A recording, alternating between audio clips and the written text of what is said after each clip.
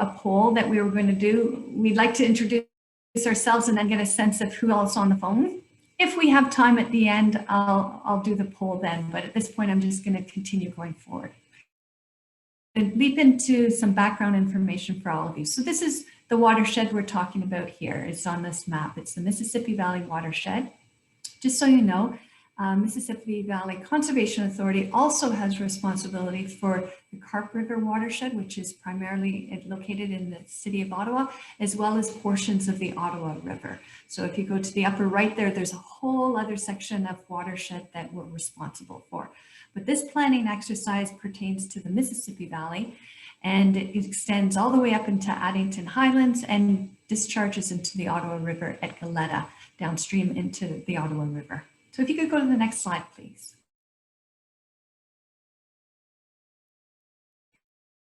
The watershed plan now. Well, the last back in the 80s, 90s period. And so that plan is long out of date. And as many of you know, we've been experiencing a lot of change on the watershed. Not least have been some pretty significant flooding. We've had 4 droughts in the past 7 years. Across the watershed, both our infrastructure and municipal infrastructure is aging and needs to be replaced. And so the question needs to be asked, what are we going to replace it with and how? We've been seeing increased algae blooms and the potential for harmful algae blooms in the watershed and certain water bodies. Particularly in the lower watershed, we're seeing a significant growth, and that has implications on the landscape and on the watershed and the water quality, et cetera. As well, there's been a rise of invasive species that is affecting the natural systems and vegetation within the watershed. So for all of these reasons, now is a very good time for us to be undertaking comprehensive watershed planning. Kelly, if you could go to the next slide, please. So the process we've been following is we started this in 2019. Where we were doing a lot of background research and trying to establish the facts as we know it on the landscape. And then we also established a public advisory committee that's been working with us very closely throughout the process to provide input and constructive criticism and feedback of the products as we've been producing them, and who had a significant role in the development of the actions that we'll be speaking of later. So the background work culminated in the publishing of 4 backgrounders that cover those 4 key topics that you see there on the screen. And those were issued, publicized to the public, but also issued to government agencies, municipalities, the province, et cetera, to make sure that we had our facts straight as what's on the landscape today and what's occurring. Then we moved into developing these discussion papers that were recently released that identify the key issues that we're seeing on the landscape, some of the challenges and opportunities and how we could address them. And it was through that process that we've come up with the list of 35 actions. And so now what we're in the stage of doing is engaging with you and others in discussing those 35 actions. Are they the right actions? Which are the priority ones? Have we missed anything? So that's the purpose of the consultation phase we're in right now, because then later this spring, we're going to be coming back to our board here at MVCA and putting it in front of them. Here's what we think the plan should contain and the actions and some phasing for implementation over the life of the plan. If we could go to the next slide, please.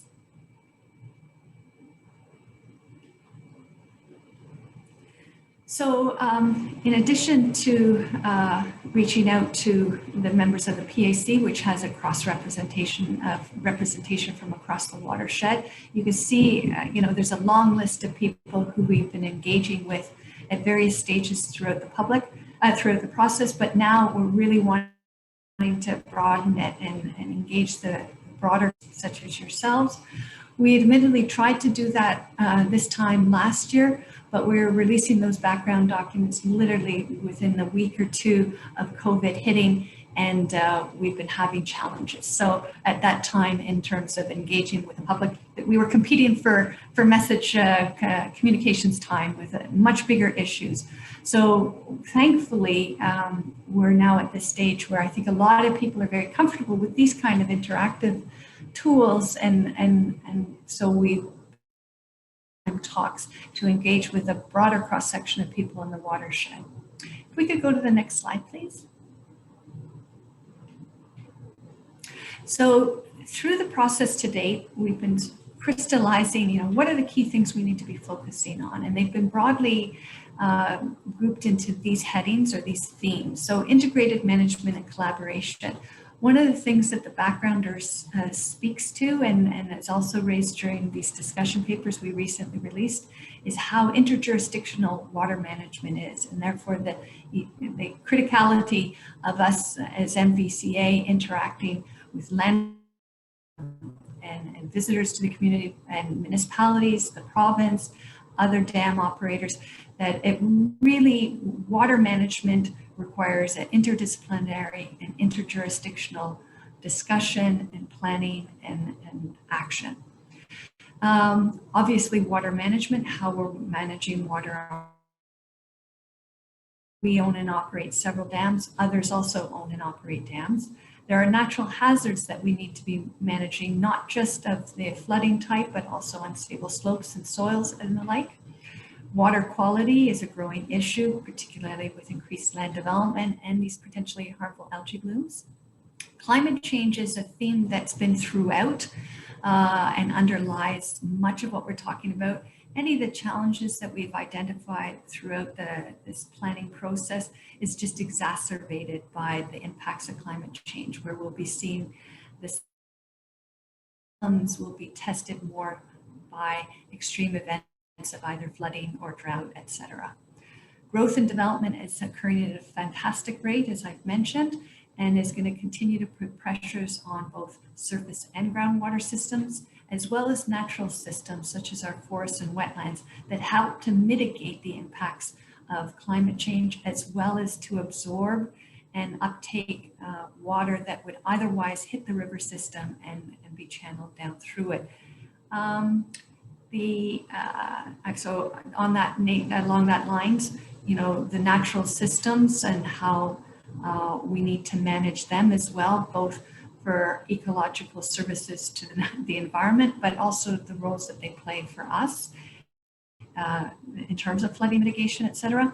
And lastly, education, outreach, and stewardship, because so much of the work we do and municipalities do and the province does requires the public to understand what they can do as landowners and people in the watershed to minimize our impacts on the watershed and make sure they're not exacerbating the problems we're seeing.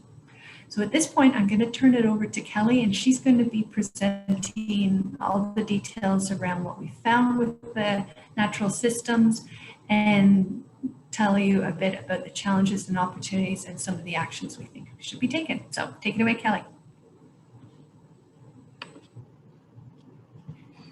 Thank you, Sally. So as you can see in this map of the Mississippi River watershed's ecosystems, they're divided into two distinct landform types. Sorry, Sally, what was that?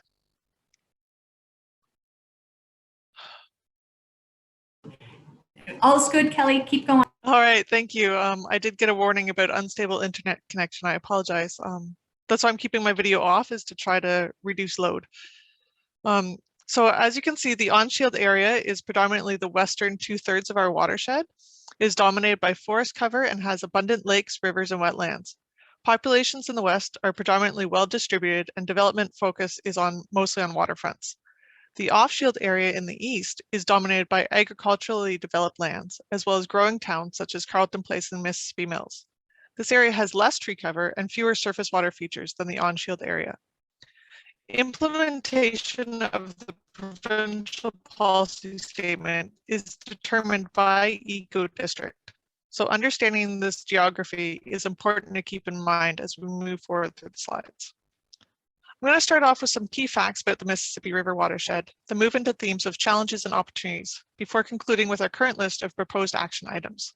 Our aquatic ecosystems consist of over 7,000 kilometers of river and over 200 lakes.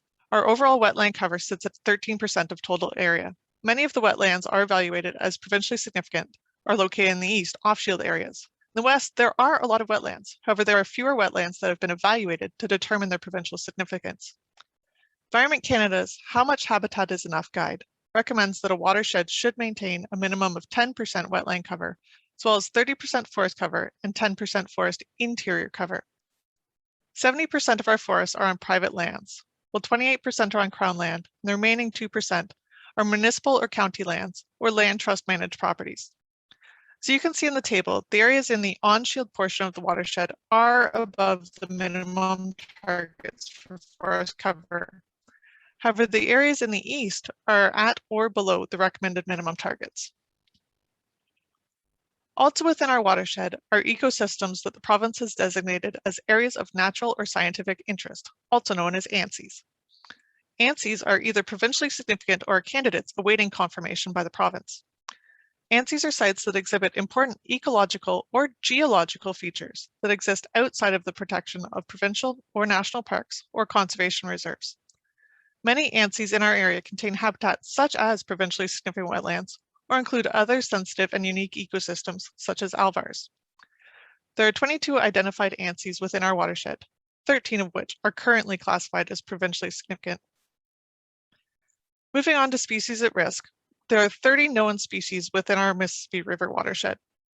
Much of the information on the locations of these species is kept confidential to protect them from poaching and/or destruction of their habitat. Lands are managed for the protection and conservation in a variety of ways within the watershed. 21% of our watershed is Crown, while another 4.7% is protected through other avenues, such as county and municipal lands, land trusts, or conservation authority properties. Each of these ownership agencies has established ways of categorizing the properties for various uses and maintenance levels, such as nature reserves, nature sanctuaries, or conservation easements on lands retained by the owner.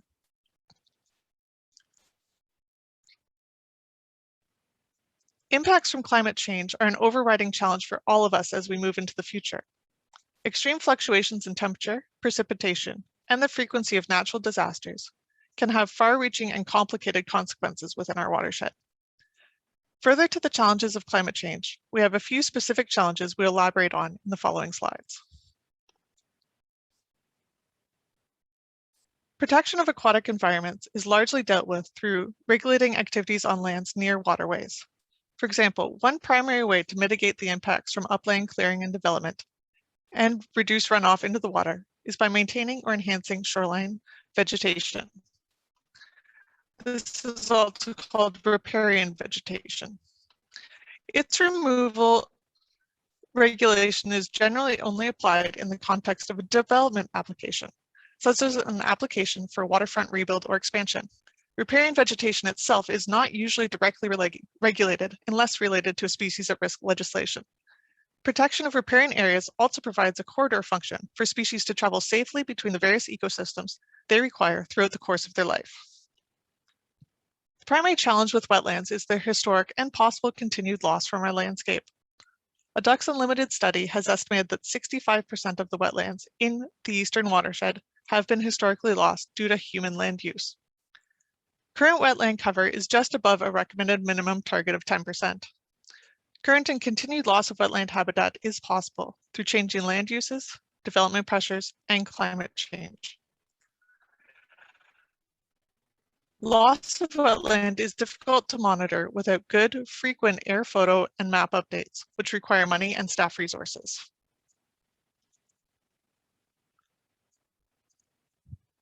As mentioned earlier in the presentation, Environment Canada's How Much Habitat is Enough is a guide which sets 30% forest cover as a minimum threshold for a watershed.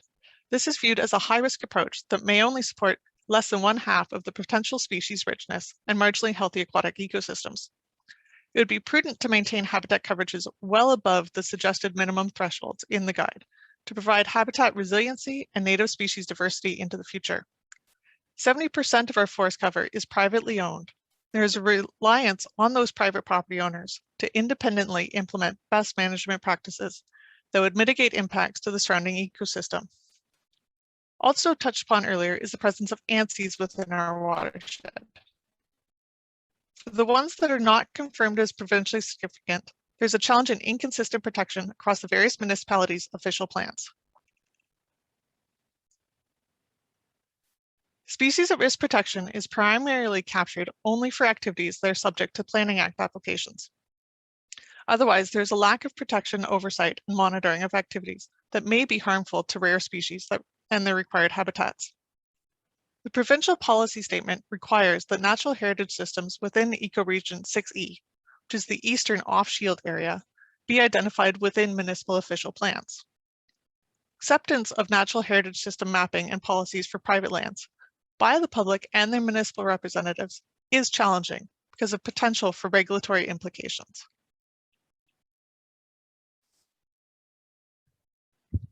Following all those challenges, it's nice to wrap up with a summary of opportunities, such as the opportunity to perform an ecosystem valuation within our watershed. This will help recognize and quantify the social and monetary value of our natural spaces. Natural heritage system monitoring and planning provides for a more holistic approach to mapping, valuing, and protecting nature. The 2020 PPS, or Provincial Policy Statement, requires municipalities to identify natural heritage systems in their off-shield areas. There is potential for Mississippi Valley to support municipalities who undertake this task by providing comprehensive mapping and monitoring.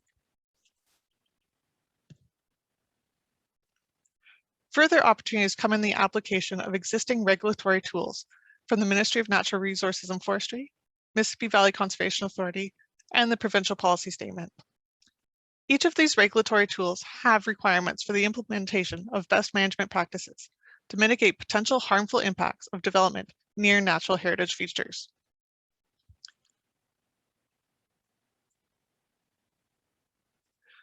Long-term agreements with public and private landowners is an opportunity to protect natural areas over the long term. Crown lands, which are publicly owned, are rich ecosystems that should be conserved over the long term and under appropriate use designations. Conversely, land trusts are a means of protecting natural areas on private lands. Final keys to successfully protecting our natural heritage system is a robust multi-partner education and outreach program. There is a diversity of stewardship programs in our area that support the planting of buffers, citizen science data collection, as well as invasive species awareness and reporting programs. There are also conservation incentives for privately owned lands, such as the Ministry of Natural Resources and Forestry, Conservation Land Tax Program, or the Managed Forest Tax Incentive Program. Lastly, public education and awareness is key. Some topics include, but are not limited to, learning about water management and system operation limits, a landowner's roles in mitigating risks of properties and watershed, as well as how to access and participate in stewardship, and so on. In the following slides, we have chosen to highlight a sample of draft actions from the Natural System Discussion Paper that are applicable to the themes discussed today. I'll hand that back to Sally to discuss further with you.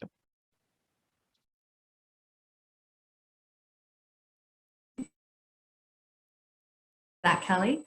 So there are 35 actions in total that are being proposed at this time, but we're presenting just a subset of them here today for discussion. So the first one is to review the existing monitoring programs we have and identify opportunities for improvement.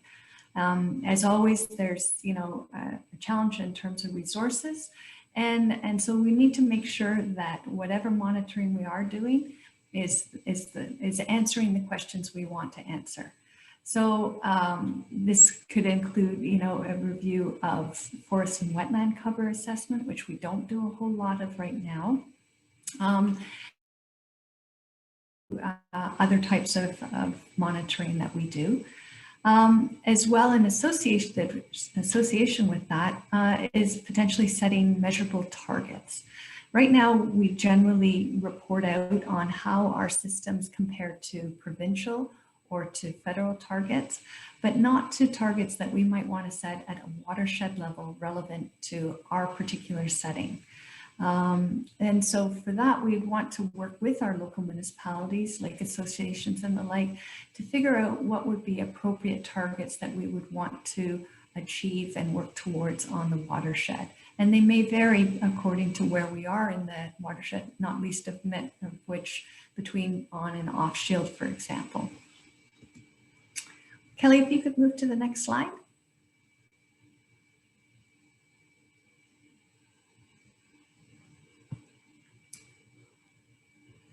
So that we've identified throughout this project is the important role that our in what we call ecological services to everybody living and working in the watershed, in terms of providing climate resiliency to flooding and drought, etc.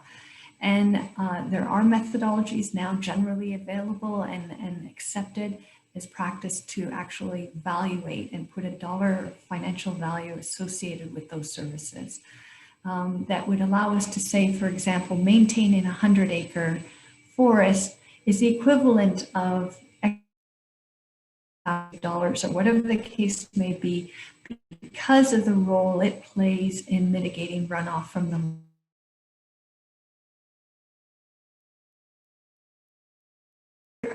area that we want to work with the municipalities on in particular is regulation and management of those natural resources in the watershed. MVCA has a conservation role, and our regulations pertain largely to work on or near water or wetlands. Less so forest and upland environments. But there's an opportunity for us to collaborate and work cooperatively with municipalities to, first off, make sure that they're implementing and that their planning documents contain the kind of policies they're supposed to under the provincial policy statement. We have expertise that perhaps they don't have in-house and can work with municipalities to ensure that their planning documents reflect the provincial policy statement, and then to work with them specifically to identify how they can implement those policies within their jurisdiction.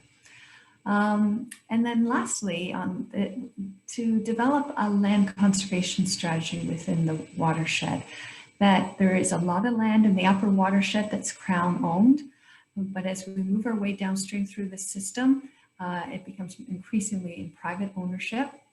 And further to what Kelly was saying earlier, a lot of our natural systems and features are on private land. And so it's really important for us to figure out how on a go-forward basis is the best way to manage and maintain those resources. That we develop a program of activities that allows us to work with landowners in any number of ways to at least maintain what we still have, and perhaps to enhance or enlarge it where there's willing property owners and the like, or if there's an opportunity for it to move out of private ownership into public ownership. And that could be through land trusts, through municipal acquisitions. There's any number of tools. But it's to develop a land conservation strategy that would identify where do we want to focus those efforts and what are the different tools that we would want to employ. So if you go over the next slide. So that's just at a very high level what we discovered through date, some of the challenges and opportunities, and just to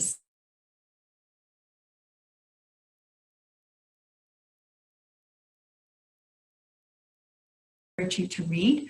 And at this, and then ultimately you can somewhere, I'm not seeing it on, we do now have a survey that we're putting up on our web that we're going to be sharing with you after the call today. And we'd encourage you to complete that survey. And before we move into the Q&A, I'm just going to ask Kelly to unshare her slide. And if we could just, I am curious to get an understanding of who is on the call today. So if you could stop sharing your screen, I'm going to ask Allison to put up the poll just so we can see who else on the call today, whereabouts in the watershed you live, and if you own or property in it, or if you work in the watershed. So this poll, we can just keep up for a minute here. It's just the two questions. If you could just let us know what your interest is in participating today and whereabouts you come in the watershed. If you're having a problem completing the poll, although it looks like most of you have found it, you can click on the poll and you should be able to participate. So we have 12 people who are on the call with us today. So once we're up around the 12 mark, we'll stop the poll and we'll just see what the results show us.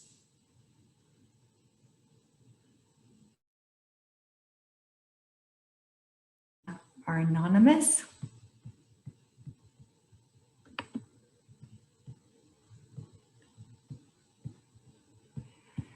So I'm just, so all of you own or live and own property in the watershed, and most of you are from the Almont, Mississippi Mills and Lanark Highlands, Tay Valley area. We also have some folks from Ottawa and Beckwith, Drummond, North Elmsley. So that's great. That's wonderful. So thank you. You can, we'll stop sharing those results now. And I'm going to, if we could stop sharing the screen, because I'd like to go to the Q&A now. Great. Okay, so welcome back. And we have reached the end of our time limit, and I apologize for the technical errors, challenges we've had. But I'm prepared to stay on the line and answer questions that you may have. So for whoever has to leave us at this time, I understand completely, but we'll stay on for the next 15, 20 minutes or as needed to answer questions. If you want to ask a question, you can either, put on yourself on video and just wave your hand, or if you're familiar, you can go onto the participants symbol at the bottom and just raise your hand that way. So, okay. So I don't see any hands at this point. Oh, somebody, yeah, okay, that's a colleague, very good. So is there anybody who has a question? If there's no questions, that's fine too. I would encourage you then to go on to the our website and to complete our questionnaire. But if there are no questions today, I will call it a day. So I'll just give one last call. Okay, wonderful. Well, thank you very much for attending today. And please encourage others that you know in the community to visit our website and to read those discussion papers. The deadline is March 19th, and we encourage you to let us know what you thought. Have a good day, everyone. Bye-bye.